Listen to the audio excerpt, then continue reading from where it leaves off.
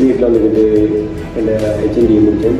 அப்புறம் லாஸ்ட்டாக வந்து இது training period 6 month training period முடிஞ்சு நாங்கள் வந்து ரிமோட்டிக்கில் ப்ரைவேட் லிமிடெட் வந்துட்டு நான் அப்ளை பண்ணியிருந்தேன். ஸோ அவங்க வந்துட்டு இந்த டெஸ்ட் ஸ்கில்ஸை பார்த்துக்கிட்டு அக்செப்ட் பண்ணிட்டாங்க.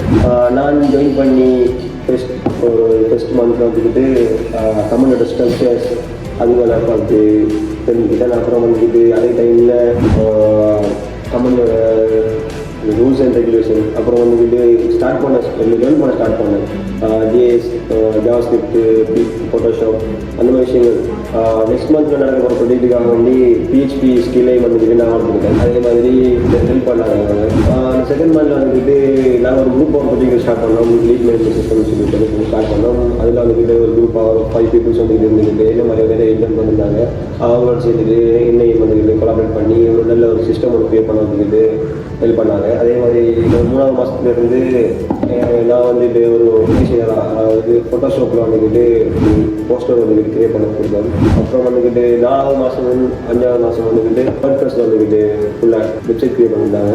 அவங்க செலக்ட் பண்ணி பண்ணியிருந்தாங்க.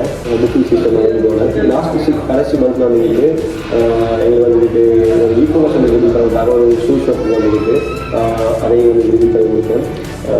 ஸோ ஃபைனலி நான் வந்துட்டு 6 மாதம் ட்ரைனிங் படிச்சுட்டாங்க ரிமோட்டிங்கில். இந்த 6 மாதத்துலேயும் வந்துட்டு ரொம்ப ஹெல்ப்ஃபுல்லாக இருந்தாங்க.